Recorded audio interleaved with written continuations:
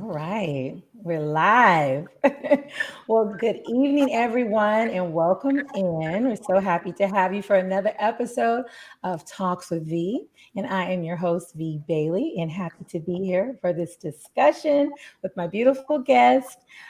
Before we jump into it, I would like to give you guys all an opportunity to make sure that you share the link with some friends, family, whom enemies. No, just fine. Just share the link because this is an important conversation. I want everyone to have opportunity to, learn. And also, if you have any questions, you can throw your questions in the chat as we go, and we'll try to address any questions that you have.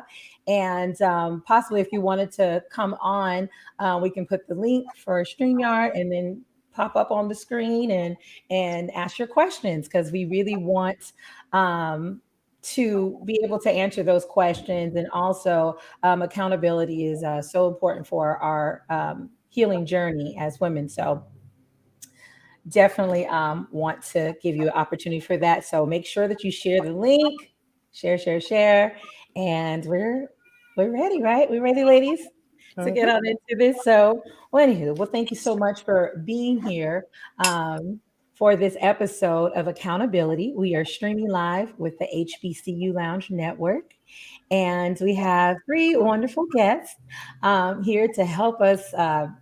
Just tackle this conversation. So, welcome, ladies. Hey, Hey, welcome. Well, I want to go ahead and give you guys an opportunity to introduce yourselves. So, first we have Miss Chatina Guadalupe. So, if you could tell our audience a little bit about who you are, what it is that you do, and how long your years of experience. Okay. So my name is Shatina Guadalupe. Hello, lovely people. I'm a licensed marriage and family therapist in the state of California. And I have a mental health service called Always Live Lovely. And basically, what Always Live Lovely provides is a little bit of something for everybody, because I want everybody to have some sense of accessibility to mental health services. So I provide individual virtual therapy for California residents, for adults 18 and up, as well as mental health consultations. I have a podcast. I give events, and I have different products and music that I put out. Outside of that, when it comes to the work that I've done, it's ranged from unhoused population to elementary all the way up until college students. And I like to be able to talk to different audiences about mental health. I have been doing, let me even think, like my first therapy session that I did was in 2015. So it's been quite some time. I'm not like, a VP in the game yet, but I do got some knowledge. I got some experience. Yes. And when it comes to my business, I really like to focus on helping parents with mental health, suicidal ideation, difficult relationships, as well as things like anxiety, depression, doing some works with dreams if you're a person that has like nightmares and things of that nature. And then I'm really into childhood trauma. So I really like to help people work through their childhood trauma as well. So if you're looking for a virtual therapist in California, residing in the Bay Area, holla at your Yeah. girl. All right. Well, thank you so much and welcome, Chatina. And next we have Miss Deanna Music. Welcome. Well, my name is Deanna Clark. I am not a mental health professional. However, I am very transparent and open about the struggles I've gone through with my Mhm. anxiety and depression and mental health. But I actually am a costume designer for dance teams across the country. And I also make candles. My company is called Wick Essentials. So I sent my link so that if you guys want to buy some candles for Valentine's Day, for your bae or baes, I would love for your support. I appreciate you, V, for having me on the show. Yeah. And I do have a question, though. Yes, ma'am. Can we curse? Because I need to know if I need to filter my mouth a little bit. Oh, um, I would love for it to be as natural as possible. Okay, So but just don't let it. Yeah, okay, yeah, I get it. just Thank you. don't get too crazy. I'm looking forward to the conversation. Okay. Well, no, and I thank you so much for being here, Deanna. I was in a room with you on Clubhouse, and then I just heard just how authentic you are. And I think that the room was on triggers, and we will be having a show on triggers on the 22nd of this month. And I just love the authenticity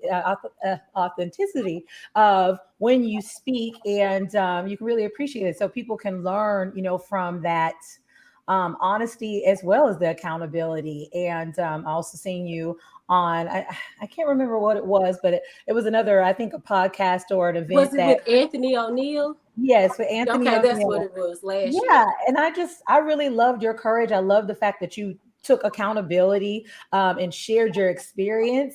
And even in the conversation where it was kind of like, I don't know, we can easily get defensive, even with other, between men and women. And, I know Anthony was kind of making a little bit of a joke, but you still stayed, very transparent. You were unwavering, and were accountable. And I love that. And I was just like, we need that realness as well as, the therapist's perspective, because they, very knowledgeable, but too, like that everyday, woman that, is living in, with her own experience, Right. and is growing. And so that's what it's all about. So thank you so much for being here. Thank you for having me. Yes, ma'am. And last but not least, Miss Sierra Hillsman. Hi, everyone. V, thank you so much for creating space for us on your platform. My name is Sierra Hillsman. I'm a licensed professional counselor licensed in the state of Georgia and Maryland. And I'm also an emotional wellness coach. I help working professionals overcome work stress and anxiety in the workplace. Some of my specialties include work-life harmony, life transitions, and anxiety. I am the CEO and founder of Legacy Speaks, which is a training and development company dedicated to helping startups and corporations train their leaders in order to overcome that work-related stress. All right. All right. Well, thank you so much. I'm super excited. And Sierra has been with us. I can't remember what it was not the last Frenemies, yeah. Yes, so the Frenemies episode. Oh, it was the last one, right? Time is just going by so quickly. Well, anywho, I'm so happy to have you back with us again. You brought so much, knowledge, and dropped so many gems. I was just like, maybe I need that kind of therapist.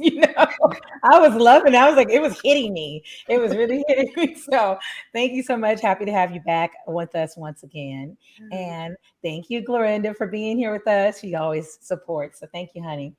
All right. So I did want to kind of touch on, why we're talking about this. And so thank you, ladies, for being here and joining us for the discussion. I know you guys will be adding a lot of value.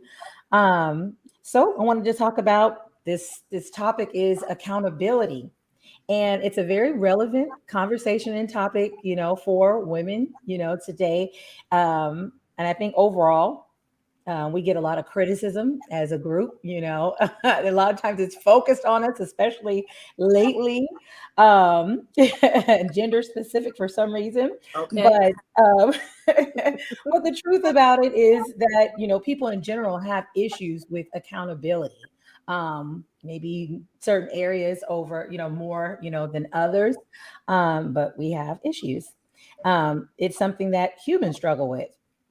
And so I wanted us to talk about this because although there's different types of accountability, I wanted us to touch on or focus on the personal accountability and how these conversations can possibly help us grow in other areas, because accountability, it's very broad. If you get online, you can find all these different books on accountability, and they're pretty impressive. But I do think that as we work on that personal accountability, it's able to kind of lead over into the other areas and help us, strengthen our accountability just in general. So I hope you guys all are as excited about this conversation. I know a lot of people run away from it. They're like, wait, now I'm accountable. And it's just like, no, you're not. But you know what? I'm not here to judge you. I just want to give you the information as well as for me to learn so that I can be accountable in the areas that I'm not and just grow. So welcome again. And we're going to go ahead and get to this first question. I don't know. We're getting a little background noise. A little clicking. Yeah, I'm not for sure what it is. Okay. Well, might be there. Well, so for the first question is, what is personal accountability and what does it look like? Well, So, I, oh yes, of course. Go ahead. well, for me personally, I think it's being self-reflective and recognizing, just because you make a mistake or you fall short, you don't have to beat yourself up about it, but you also have to make sure that you're being, present and making sure that you're looking at yourself before blaming anybody else. Like one of the biggest things that I try to take self accountability on is in my dating life, because a lot of times we'll sit up and we'll blame the other person and how they show up in relationships, but we often don't look at ourselves. A lot of times as women, we can play the victim role and we play it very well, and to the point where we can't even see where we might have said something wrong, facial expression or a gesture or any kind of interaction that we had was where we were actually in the wrong. Like we'll even go and call our homegirls and stuff to get somebody to get on our side instead of recognizing where we messed up. And it's nothing wrong with saying I was wrong.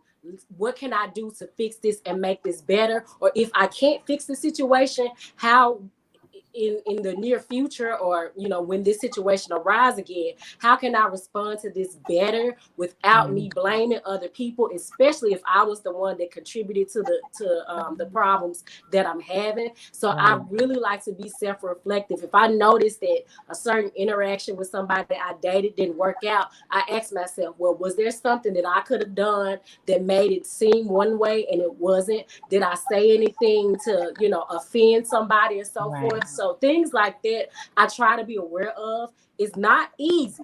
It's real easy to blame somebody else, but it's much harder to be reflective on yourself.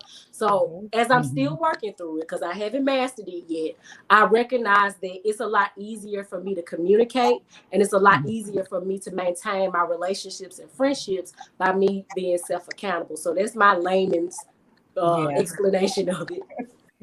Thank you. Thank you. I loved it. Yeah, that awareness is so important. When we don't have that awareness, a lot of times it seems harder, to be accountable if you don't have any awareness of what you're doing, and how you're contributing to that conversation, because you can contribute something positive or negative. So love that. Love that. Go ahead, Shatina. Yeah, I'll go and kind of add a little bit to what Yes. Deanna was saying, which was a very lovely answer. Even when I think of accountability, I feel like a lot of it is very relationship based. And then we have to remember that not only do we have relationships with everybody else, but we also have a relationship with ourselves.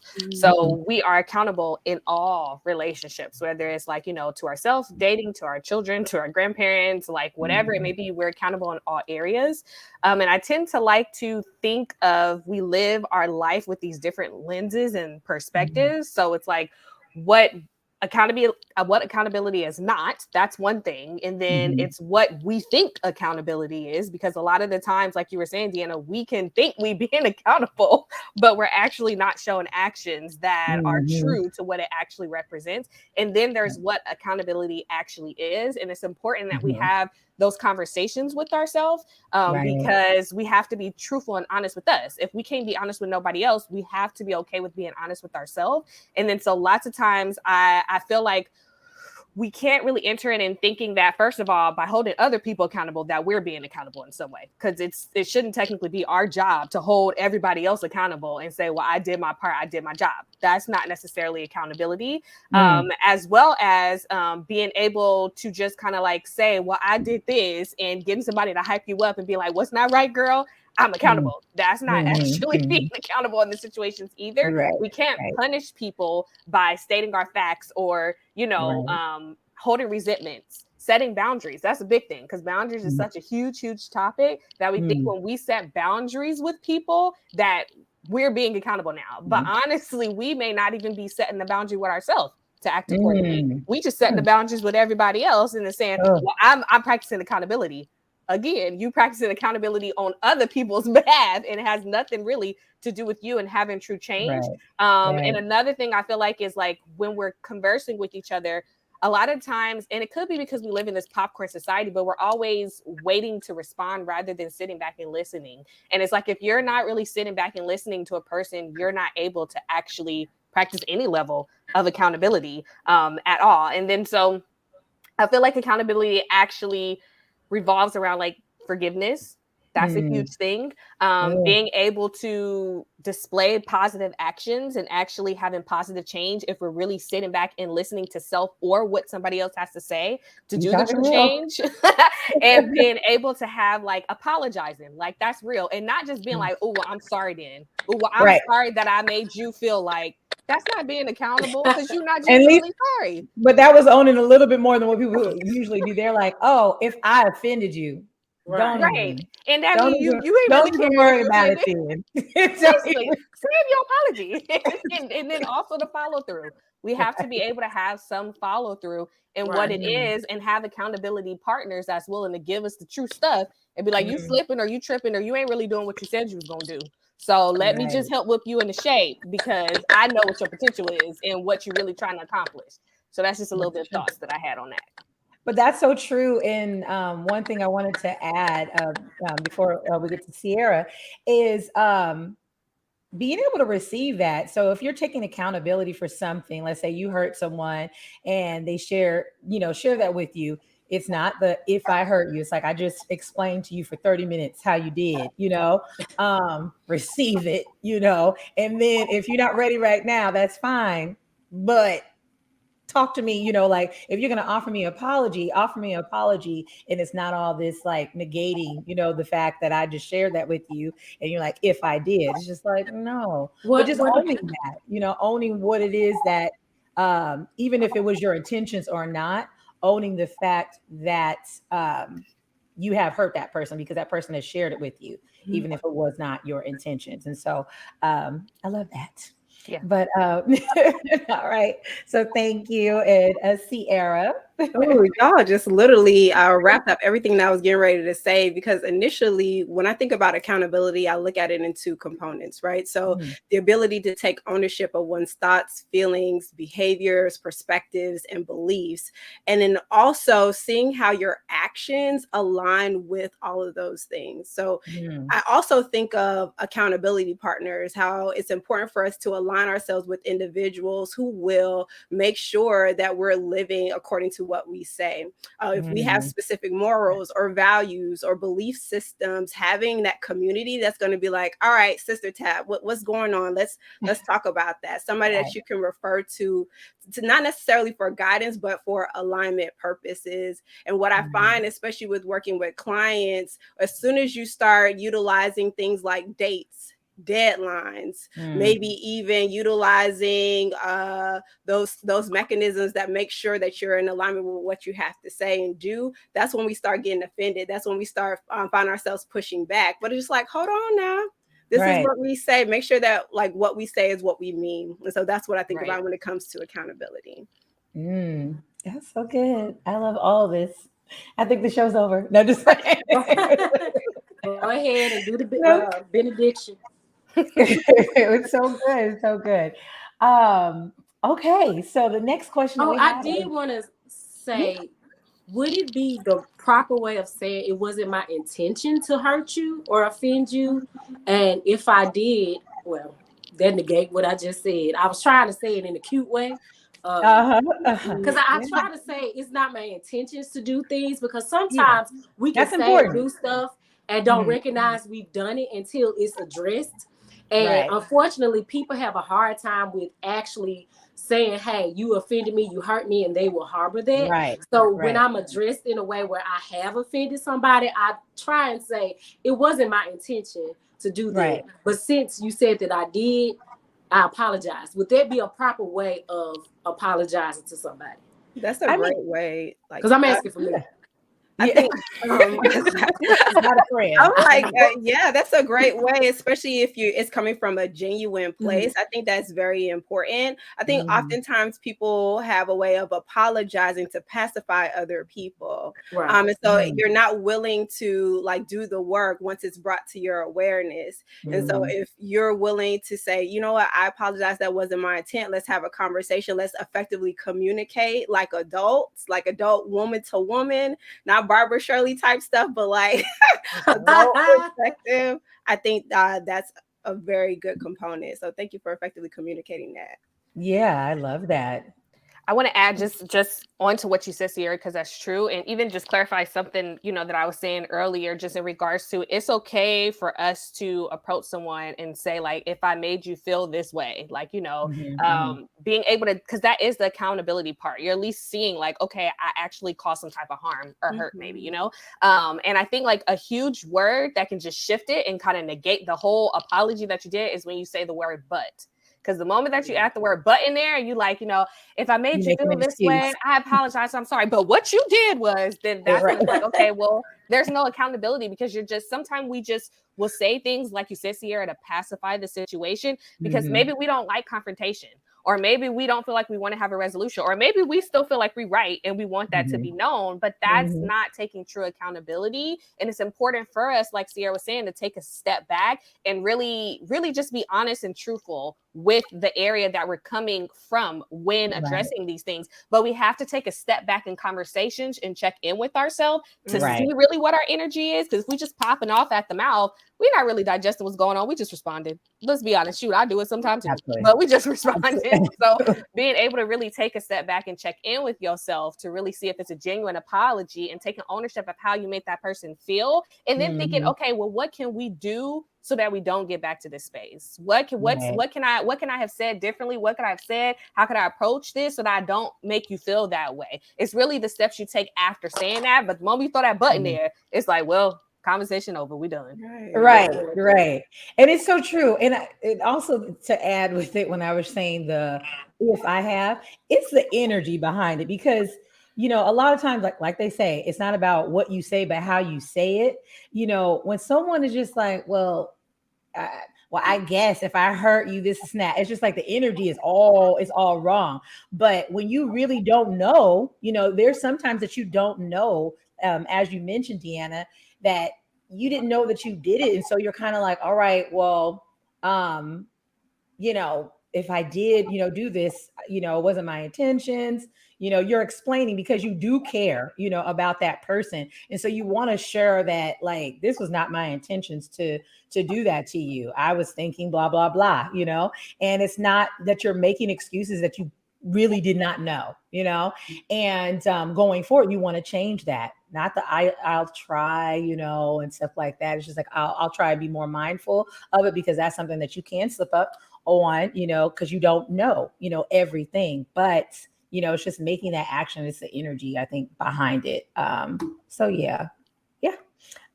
Well, does anybody have anything else to add? Yep.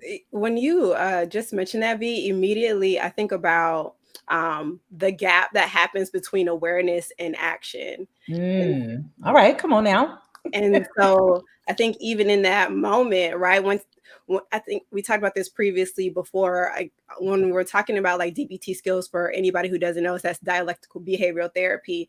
And a Mm, portion of that is called what skills. So what you do is you describe, you observe, and then you actively participate. And so what Shatina was talking about earlier is taking a step back.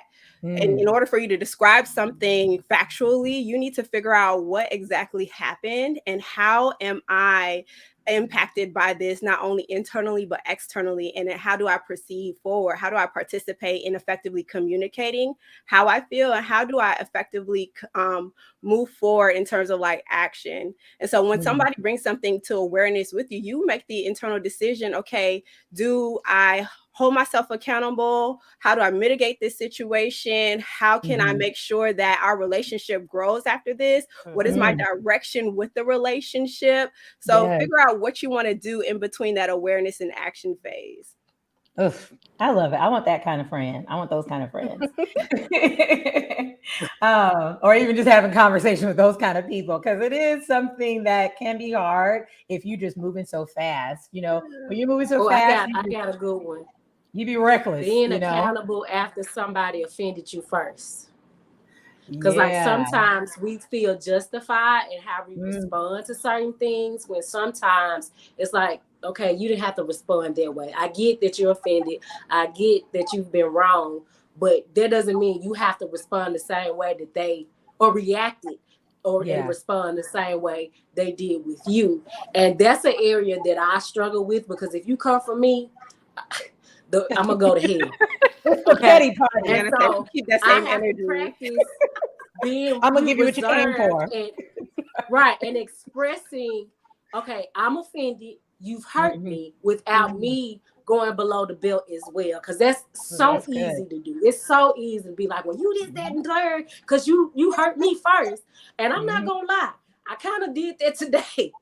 And that's why I'm actually talking about it, because this is me being accountable. And I'm not going to go into what happened because it was a private interaction.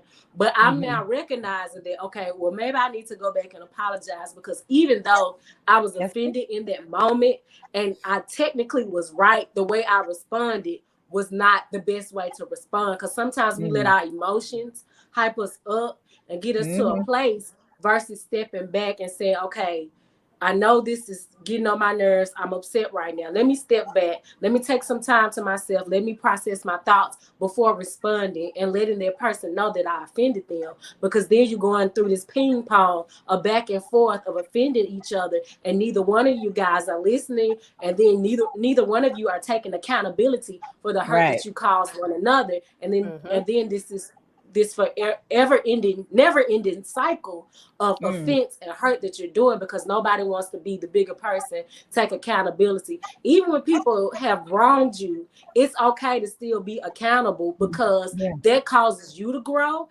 That causes you to receive the blessings of karma or whatever you believe in to come your Mhm. way, when you can still be accountable despite when you know you were wrong and you know that you were right. So I wanted to bring up Right. that point, because that was something personally that I Yeah. just dealt with. Yeah. I mean, it's good when it's fresh. It's real good, Right. Look, especially when you get to learn. Like, okay, I might could have handled that better the same day. Because once it Right. gets to linger, and you know how folks are, they can't sit with stuff for too long. So, but yeah, and so that brings me to the next question: is what type of outside influences can affect your ability to be accountable? So I want Your to, friends well, absolutely. and your That's family. friends and family. Yeah. Well, I want to But ask, we'll take it to Seer. okay. If you can share with us, what are some of those outside influences? Yeah. So Exposure I'm to thinking them. immediately your trauma history. I think Mm, about Mm-hmm. that, right? So, like, whatever constructs that have been formed based upon your experiences growing up, or what from whatever traumatic event that you've experienced. And we understand with trauma, what may be traumatic for you may not be traumatic for me, and vice versa. right. And you have your big T's and little T's and whatnot. So, immediately I think about that. I also think about like your history in relation to the person, right? So I think we talked about this earlier in terms of communication. It's not only what we say, but how we say it, but we Mm-hmm. forget about the other two components, which is who we say it to and in what context. We forget Mm-hmm. about the who we say it to, that audience. And so what is your relationship with that particular person that you're experiencing that discord with? And then also when we're talking about the context, how relevant this is, or how specific is this thing? So that's what I think about immediately. And another thing that can also impact our ability to remain accountable is the set of circumstances. Are you in survival or thriving mode? Because if you're in a place of survival, you're always going to enter into a situation from a place of defense. instead of like in a place where you're like walking to a situation willing to hear. Oftentimes when we're having certain types of communications and we're trying to survive, we're not trying to like receive information in order to solve the problem. We're receiving information and also having like the hamster in the back of our head running because we're preparing for our response instead of sitting and being fully present. So those are a couple of things that I feel influence our inability to remain accountable. Now that's a good point. That makes me. I have a question. So would you say that there is a level of accountability that you need to have when you realize that about the person that you're getting ready to have the conversation with? Like, there's a level of accountability for you. If I'm going into and I know that you're in survival mode, there's a level of accountability that I have. Correct? If there's something that I need to talk to you about or address. Chatina? You want to answer, Sierra, and then I give mine after the thought that are you saying you being aware that you're in survival mode, or that you're aware that the other person is in survival mode? The other person, like if you know that already, you know what I mean? Like, how sometimes you get in a conversation and a person's like, you know this person for years, right? You've been around them. It ain't nothing new. You know that on Sundays they're highly irritable, or Mondays they're highly irritable because of whatever. And you go into this conversation, you're just like, well, I'm still going to bring this up and bring it up as blunt as I would someone else that I know that might be receive it a little bit easier. I'm talking about that, like that accountability when you have a level of awareness, but you're just, like, I don't feel like, I guess, being that compassionate today or whatnot. Like there's a level of self-accountability when you're dealing with someone that you kind of know their trauma or their, like you had mentioned. Yes and no. Because when I was saying that, I was talking about that from a perspective of like personal accountability, like as if know that you're in survival mode. Now, when it comes to the other person, obviously, when you know your audience, when's the best time to have a specific conversation with another individual. Also, you have to recognize that it's their responsibility to manage the way that they respond to you, and vice versa. I'm really big on choice theory. So even though a person may say something to me, the only thing that I have control over is my particular response. And so we don't want to go into a situation automatically assuming, okay, well, I know the history of this person. Even though you know the history of this person, attempt to have some level of like a clean slate, or go into the situation hoping for the benefit of the doubt. Or you can, kind of like what Deanna had mentioned earlier, effectively communicate. Hey, I have something on my heart. Is this the right time for us to have this conversation? Yes. Okay. Love it. I'll add a little bit to what Sierra was saying, and also to the question that you had, V. Yes. I think the piece in regards to, we do have to be accountable. We only can control our own response. And then I think the next level up from that is the piece that I do think we are accountable on in this interaction is, if we know something about a person, then we have to set a boundary with ourselves. And that's kind of what I was saying all the way in the beginning. We can set boundaries with people all day, every day. But a lot of times where we lack is setting the boundaries with ourselves, because we're in a relationship with ourselves too. And we have to know when to not cross lines. And when we're always so on the defense, or we always feel like we got to be right, or we always feel like, well, I got to make sure that my point was clear, then we don't have space to have compassion for somebody else or what they're experiencing, or try to figure out when would be a more appropriate moment to have the conversation with someone, so that they're not just going to automatically throw their wall up. So if we've been around somebody and we kind of know the ins and outs of them, or we kind of know what their triggers are, it wouldn't make sense to bring up a topic that is going to lead automatically to an argument, and there's going to be no resolve, and then you're getting to what Deanna was saying, we just throwing cannonballs back and forth to each other. Like, it's no point at this moment. And then so I think if we can take a moment back to step back and kind of be like, all right, let me think. If this person they're usually anxious when they got a lot going on, then maybe I'm not going to approach them with this conversation today, and be okay with sitting on it. We don't always got to rush to get to having these conversations or making things right. Or it's just like, well, this is getting on my nerves and I got to get this off my chest. Because who is it really serving? It's probably self-serving, but it's not serving the relationship, or it's not serving the team that you think that you're on. Because then y'all fighting against each other. You're not fighting against the problem. So I feel like that's a really big deal. And what you were saying, Sierra, about trauma, if we're a person that has trauma, we're always looking for how we can stay protective because we always feel like we're unsafe. And then so if you're entering a conversation with somebody that feels like they're unsafe, automatically our guard is up. So it's kind of important to think through, if you know something about somebody and they've been through something, or even if you know about yourself, trying to make sure, how can you make sure that you're feeling okay? It's okay to walk away from discussions. It's okay to say, let's table this into another time. It's okay to sit back, think, journal, maybe talk to your therapist about it to figure out the appropriate way to get to some type of solution, because otherwise we're in this ever-going cycle and we're never breaking the cycle. We're just constantly going back and forth, back and forth, back and forth, and there's no actual resolve. And if there's no resolve, there is no accountability, because we just constantly talking about the same thing over and over again, and there's no change. And we have to be okay with wanting change and letting change happen instead of staying in stubbornness of thinking, if I even try to make this change of considering the other person, they got the game twisted because who do they think I am? Like, it's not about that. That's not a healthy way of thinking. And we got to just allow some breathing room in that a little bit for us to be better. I love it. Absolutely. I just want to add everything that Shatina just said. Please make sure that you're creating like a self-care plan, or maybe even like a conflict resolution plan, and go down that specific checklist anytime you find yourself in a place of trying to hold yourself accountable. So talk to your therapist, talk to a friend that's non-biased or non-judgmental, making sure that you're thinking about yourself prior to the engagement, writing it out, journaling, all those things that you just said, write that out as a plan. That way, the next time you find yourself in a stressful situation, you can go down that list. Okay, did I do this? Did I do that? Check that off. That helps with holding yourself accountable and remaining stress-free.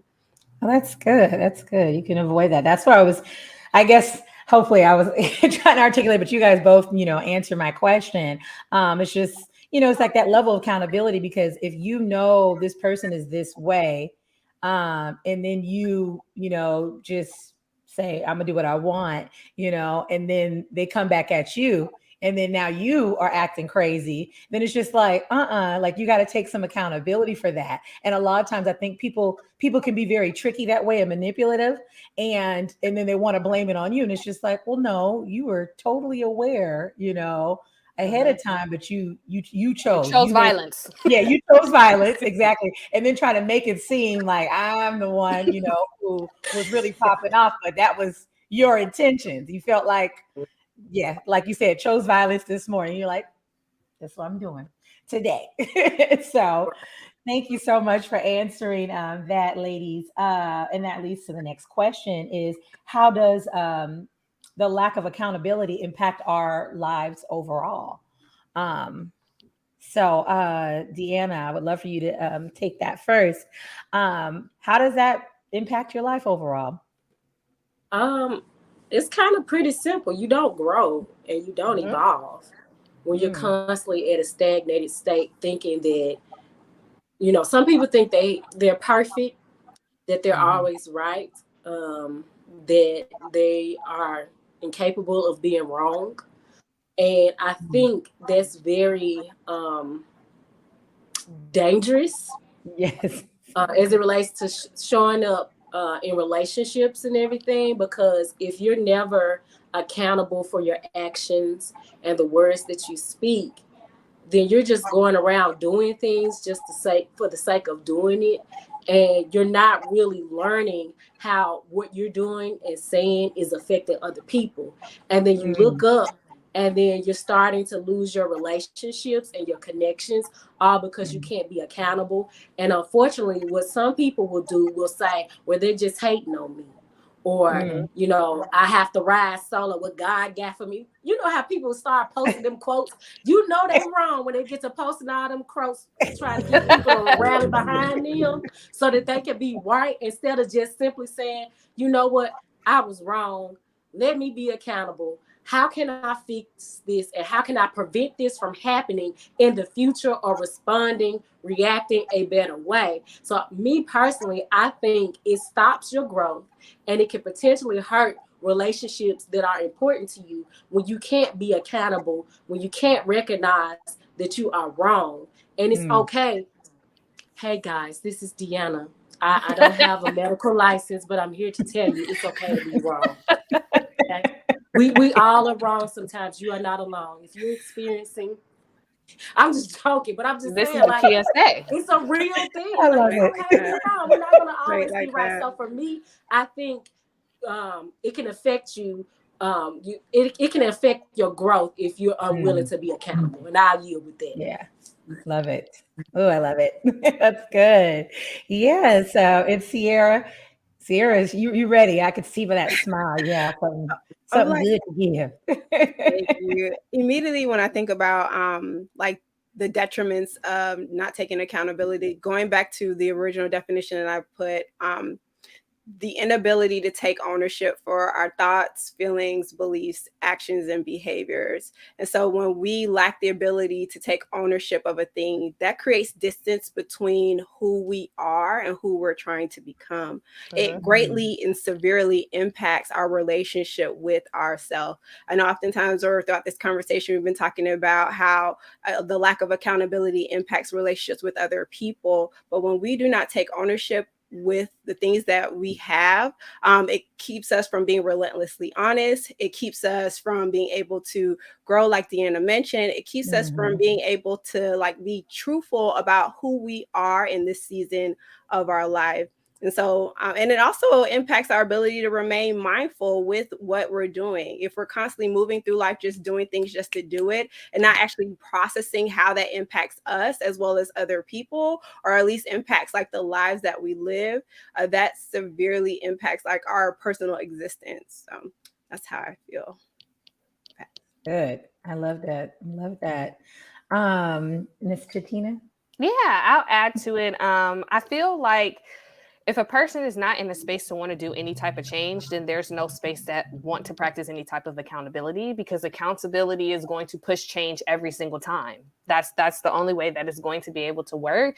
And it has me also thinking back on the topic of like trauma. And if you're a person that's experienced trauma, I can imagine, even from things that I've experienced, like I can imagine the situations change you in a way to where you feel like now you have to approach people in a certain way to where you feel like you're protected or you feel like you're safe, like I was mentioning earlier. So therefore you've become this hardcore person, or you become this person that can't nobody get to me, or no new friends, like Deanna was saying, or you become that because that's what's kept you safe for so long. But it becomes a point in time where if you want to grow and say you want more healthy relationships with your girlfriends, or you want a healthy relationship with a man or a woman, whatever your partner may be, or you just want a healthy relationship with yourself, it comes to a point to where you really are trying to you have to take a step back and figure out like, okay, well, what are the steps that you need to take to be able to get there? And if you're not willing to go in that direction, then you're not able to actually welcome any type of change in that way. So a lot of time we'll find people that'll just be like,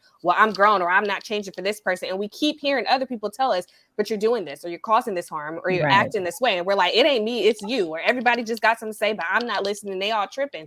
No, if everybody is telling you the same exact thing, that means that something needs to happen to where you take a step back and do some inner reflection, whether it's journaling, whether it's making a list, whether it's talking to a trusted friend, whether it's going to a therapist and seeing, well, what is really going on with you? Because it's like I said, it's the lenses, how you see yourself in this world, how other people are seeing you, and what's really going on. So being able to take a step back and be like, well, dang, if everybody is saying this about me, maybe it might be true. Like, is it okay for me to take a step back and make this change that I may need to change in order to become a better person? Because like I was saying before, I had lost my train of thought a little bit. But if you're having an experience with trauma, and you've created yourself to be this person that's hardcore and needs to be protected, it's okay in life if you want something healthier to get to a point where you're like, all right, I need to be able to let something different happen for me. I need to be able to, this no longer serves me.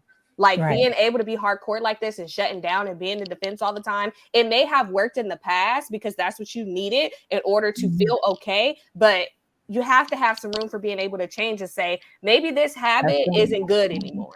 Because if I keep going at this rate, I'm going to lose all my relationships. If I keep going at this rate, I'm not going to get the man. If I keep going at this rate, I'm going to look in the mirror and be like, I don't like myself. And we have to make sure that we're willing to like ourselves. We have to make sure that we're willing to push the bar a little bit, because God, I'm going to say God didn't put us here so that we can keep being the same person. I believe we're literally here to keep changing until the day we die. That's when our work is finished. So until that time comes, you was not here to stay the same. You was not here to stay the same. If you stay the same, what is you doing? what are you doing? So Come on now. That's right. And our audience there, who was it? So what's that? Accountability pushes change. Absolutely. And what is the straight talk with Scorpio sisters? Blaming others isn't accountability. And that is so true. So true. It's okay. What you said, Chatina. And so did Deanna. Deanna said, she said, let me go ahead and give a public announcement. It's okay to own Okay, it be and wrong. say, you know what? Right. Let me reflect. So It actually shows your maturity to admit when you're yes, wrong. and strength. Yeah, absolutely. I love that. Okay, so next it says, how does the lack of accountability? Oh no, we already talked about it. Okay, so what's let me see. Oh yeah, is your lack or struggle with accountability? How can you, if you lack it?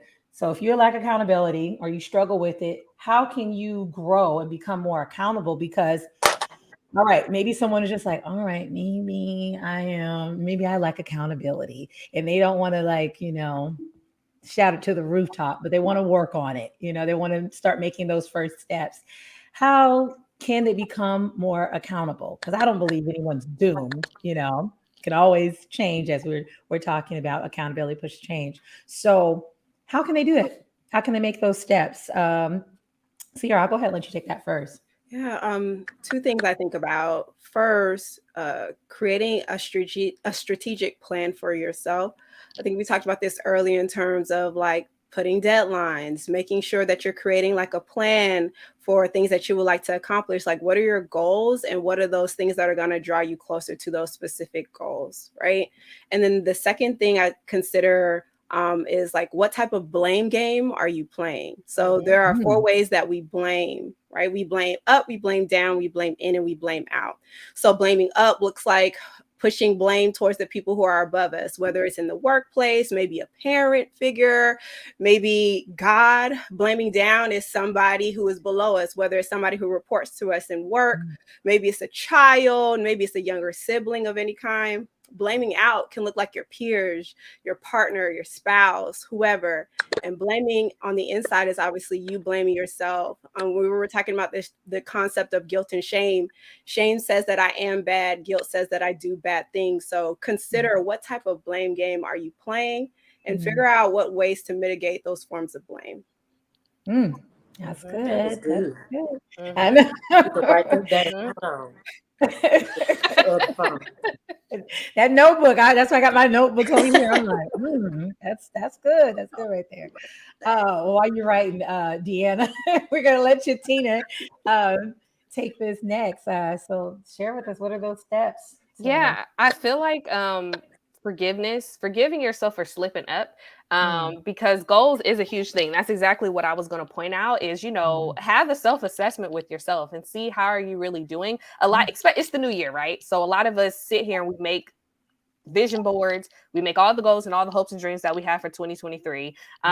Sometimes even something I found for myself, I like to make these little video recordings because a lot of time we'll feel like we boxed ourselves in and we feel like we only can journal this particular way, we only can keep accounts this particular way. But it's like, be creative with yourself. You know yourself best, so be able to facilitate change in the way that can be most helpful for you. So sometimes, even if you use a video for accountability, say you got goals this year and you make a video for yourself in the beginning of the year, you make a video for yourself in the middle of the year, you make a video for yourself in the end of the year. When you go back and watch that video, you're going to remember where you were at that point in time, what was happening, and you're going to be able to see if what you was talking or crying or being upset or even happy about, if anything actually facilitated some change, or are you in the exact same place that you were at that time you made that video.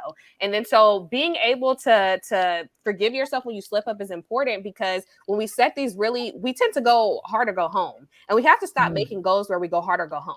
Like, we have to break the goals down a little bit more so that we can actually see true action and change. Because if the goal is too big for you to be able to digest, it's too intimidating for you, to where if you start off on the good foot really quick and you like, okay, this week I did real good. All right, I apologize to people. Okay, I was able to be like, I know I was wrong. Let me do something good for you so you feel good too. And then the next week you slip up, then it's just like, you're like, well, dang, it's too hard. I'm going to just revert back to the habits that I learned, the habits that feel safe, the habits that I know. And then so breaking it down in little tiny pieces to where it's like, okay, maybe today day, instead of me responding when it's hot real quick in the first 5 seconds when somebody say something to me, I'm going to sit for a whole minute and just let it digest.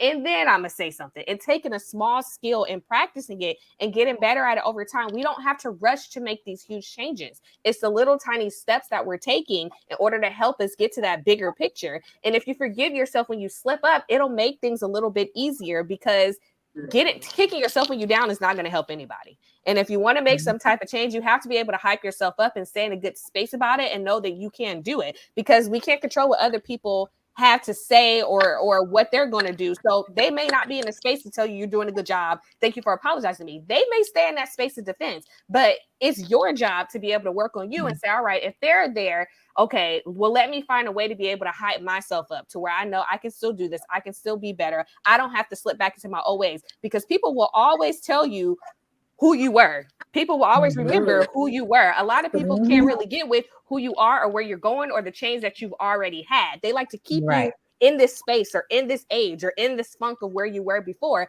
And they will definitely bring that up, and it will keep pulling those bad habits out of you. And you won't keep on responding at the same time, because you're like, all right, I'm trying to be better, but you must have forgot I am not the one or the two. So let me just tell you. And it's so being able to just have that relationship with yourself to where it doesn't matter what other people got going on, and checking in with blame, like Sierra was saying, and just being like, all right, I know what it is that I'm trying to do. Let me take these tiny steps.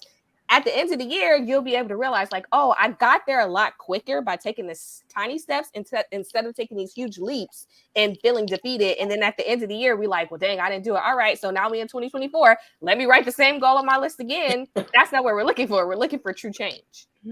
Absolutely. Love that. Love that. No, someone had mentioned, Jay had mentioned in the comments, and it disappeared on me, but I believe he was speaking about some people struggle because of the way that they were raised. You guys see it on you see it. Okay. If either of you, Sierra or Chatina, want to address that about that, the way that you're raised, because some people, they're kind of back to the point. I think Sierra had mentioned it earlier about that survival mode. You were Chatina, being in survival mode because that's how you were raised in that trauma, that childhood trauma. So either of you guys could address that for him, because I don't see it anymore. Immediately when I think about Jay's comment, I think about like parenting styles and how that impacts the child at hand. And so if you're raised in a family that is super passive, right, or not necessarily involved in nature, when you go out into the world, that child may be looking for maybe validation, or maybe they may feel like, you can't tell me nothing because my parents didn't even tell me anything. Or maybe even dealing with those super helicopter parents, right? So that all of the parenting styles impact the way that a person is brought up. However, what I always remind people, we might have started one way. It is still our responsibility as we matriculate through life to make the necessary change. Just because our parents have influence over how we were brought into this world or how we were raised in this world, they don't have influence on how we live our life and moving forward. And so how you start isn't always how you end. That's your responsibility. Could I say coddling is another form of keeping people from being accountable? Because it's especially as mothers and our babies and stuff, our babies can do no wrong. And I think sometimes that can actually hurt them going through life, because we're constantly saying, well, trying to find a way to make it the other person's fault. Like you just said, Sierra, about blaming out. So I think that that's another thing as parents that we have to be mindful of, making sure that we're not trying to find the right in our children's wrong, and making sure we're correcting them and working with them to be accountable. So as they grow up, they'll show up in a space where they're more accountable versus constantly blaming other people or, not wanting to take that accountability. So I wanted to throw that out there as well. Absolutely. That enabling behavior is a crutch. Okay. You are not helping your child when you enable their behaviors. You're not helping your partner or anybody else that you truly care about when you enable their behaviors. V, you're on mute. I can't hear you, V. That's so good. I think that's a great point. It makes you think about how sometimes you're not aware that it's the wrong way because it seems nice, right? You're like, well, I'm the mom, and so I'm supposed to be sweet. And of course, don't be so hard on Johnny. Da, da, da, da. And it's just like, it's not good just because the things that you're doing seem good or they seem nice or they seem sweet, like they can hurt you, you know what I mean? Some Yeah. things that seem good can still hurt you because it's crippling you and it's making you uh dependent, or codependent, or have those codependent traits where you just kind of latch on and are very dependent on other people because you're at your mom's house or at your parents' house, and now you get out into the world and you find someone that you can attach yourself to so that you can be dependent on them. And that is not good, because that's kind of creating a follower, or a child that's going to be easily influenced.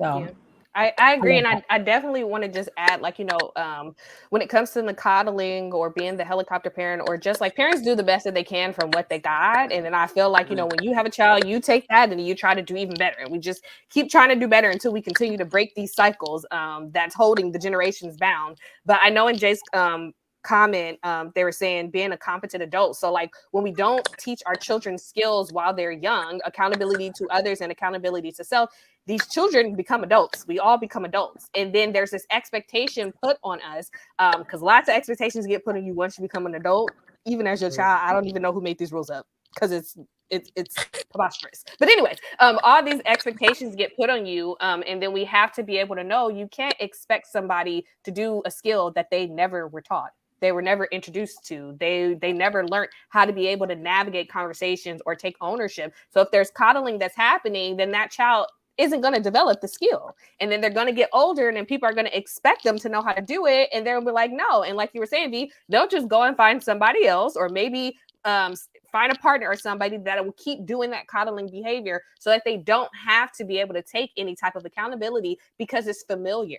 And we always want to do what's familiar because it's the safest thing to do. So why wouldn't we want to navigate in that direction? So I feel like it's important that even if we are struggling with a skill, especially for parents, and if we know that that skill isn't the best, like trying to push against like the grain a little bit, and it will be hard and it will be difficult and it will be uncomfortable, but we have to teach our children how to have these skills in being adults in the world. And sometimes we may parent that way because maybe our parents were too hard on us, and we said, I'll never do that to my child, so I want them to feel like they're loved and they can do no wrong. And it's like, but it's still creating some dysfunctional cycle in a sense that can cause more harm than Right. good.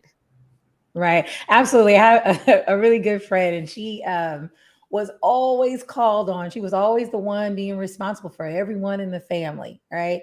And if something was going on, they would call her, and she hated it. And so with her daughter, her only daughter that she has, she really spoiled her. She was just like, I don't want her to have to feel like that the way I felt, this and that. And then one day, her daughter was just getting a little too out of control. And it was just like she had that wake up call, like, I created this monster, And so if you can catch it, sooner than later, then, okay. But a lot of times that happens because we're like, well, my kid is not going to go through that. I had to do this, and I'm not, I'm gonna make sure my child doesn't, go through that. But then it's just like, be careful not to I guess overcompensate so that they're not underdeveloped in other areas that are there to make them successful, there for them to be able to actually be able to survive on their own outside of your house. So I love that. Well, did you guys have any last words before we go into how people can get in contact with you? There's anything that you guys would like to share, last words, we'll go around about in a circle. Deanna, I'll let you go first. Okay, thank you. Of course, my handle is already there on my social media, Deanna C Music. I also have candles called Wick Essentials, and you spell it like scent, because of the candle scent. And I also have a podcast. It's called B Let Me Tell You What Happened. It's a curse word. I didn't want to curse on the show. I'm actually getting ready to start back up at the end of this month. So just follow me on social media and you'll be made aware of when I start back up. And I really appreciate being here. I actually learned some things as well that I'm going to have to apply tonight. So I appreciate you, V, for having me here. I appreciate the other ladies for your thoughts and perspectives. You guys are already, just off of your talking points, y'all are great mental health professionals. So I'm Thank you. looking forward to hearing from you guys again and keeping up with you. All right. Thank you, Deanna. All right. And Sierra, do Yeah. you have any last points? And then, Yeah, social media. closing words. I just following back up on the conversation that you guys were talking about. It's important to make sure that you're playing the tape all the way through, not just like as a child, but also as an adult, especially when we're talking about accountability. Whatever behavior that you're implementing in the here and now, decide or determine whether or not this is a temporary band-aid or if this is something that's going to help the trajectory of my relationship with self or other people. And so that would be my closing remarks. Once again, my name is Sierra Hillsman, founder of Legacy Speaks. You can reach me at Legacy SBKS on everything. You can also find me on YouTube or also my podcast, Legacy Speaks podcast, where I also have amazing conversations with fellow mental health professionals as well. You can check out my episode with Shatina as we talked about some really dope things too. And once again, V, thank you so much. Deanna, thank you so much for the input that you've had as well. Yes, we're mental health professionals, but I really, really, really love what lay people do. And so thank you so much for what you brought to the table as well. Yes. Last but not least, Chatina. Yes. So I definitely will say, like, my closing thought is maybe sometime it's a good practice for people to be able to just start having conversations with themselves in the mirror. Because if you have conversations and you're looking at yourself, I feel like that holds a level of accountability, because some people can't face themselves in the mirror. So being able to just look at yourself in the mirror and kind of, I'm big on talking to myself. I don't care if people are like, what the heck is going on with her? I will talk to myself from here to Timbuktu because it's helpful for me. I do like a audio journal. I like to just talk out loud. And then so being able to look at yourself in the mirror and say, okay, like, and for instance, girl, what's going on? Like, okay, this is something that I need to see change in you. Or when I look at you, I feel this way. Or you kind of, today, this is what we talking, this is what we going through, this is what we're going to do better with. Trying to have some type of positive self-talk also in that. I feel like that could be a huge thing, because sometimes it can need to be too hard for you to want to be accountable and make these changes with other people and other relationships, and it's easier for you to just focus on relationship with self. Sometimes your relationship with self is too much. You don't want to go to those places and you rather focus outward. But I feel like if you can do it with yourself, then you've already won half of the battle. So I really have appreciated having this conversation. Deanna, girl, I haven't met you until this moment, but I'm gonna follow you. We're gonna connect. I'm so excited, and I love your realness. And of course, V and Sierra, y'all know that I absolutely adore you. And being able to continue to share space with you all. For everybody that didn't catch it in the beginning, my name is Shatina Guadalupe. I am a licensed marriage and family therapist based out of the Bay Area, California. I run a mental health service called Always Live Lovely, where I have a platform where there's something for everybody, including virtual mental health therapy for adults 18 and up. I do mental health consultations. I also have a podcast called Breaking Barriers, a mental health discussion on all platforms. On all platforms, my name is Always Live Lovely. So follow me, stay in tune with what I'm doing. On that podcast, I tend to have conversations with people about difficult topics in order to break the stigma, so you can go out in your community and also have the same conversations on this season. I'm coming a little slow with the episodes, but V got an episode, and so do Sierra. So make sure that you're staying tuned with everything that's going on with Always Live Lovely. I also do events, and this year I'm dropping music because I believe that music helps heal you, and music makes you feel good and helps you through some things. I've been singing stuff since I was in middle school, thinking that I was crying over a breakup, didn't know what I was talking about, but I was definitely singing Keisha Cole. So to heal some people through music. And my email is connect@alwayslivelovely.com. So reach out to me if you're looking for a virtual therapist and you live in California. I would love to help you in your healing journey. And I just thank you again, V, for allowing me to be on this platform.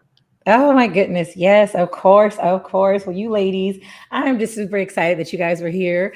I learned so much.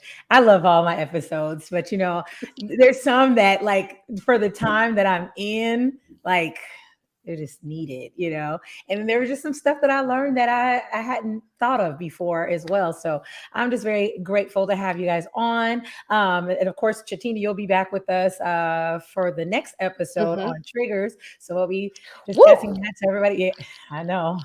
See, we had the hard hitters, in January because everybody's, got their New Year's resolutions and all those other things. It's like, all right, are you being accountable though? Are you going to be accountable? Maybe that'll help you actually do those New Year's resolutions and continue them throughout the year. And then those triggers, people going to try and make you pop off and take you off your game so that you're not accountable and you have excuses. No, we're gonna work on that. And then in February, we'll start talking about the love stuff, all right? In the healing area and, for that. So anyways, but thank you so much, ladies. I appreciate all three of you. And for our audience, thank you so much for being here. Y'all was showing out in these comments, so thank you. Until next time, we'll see you later. Have a good night, everyone. Bye.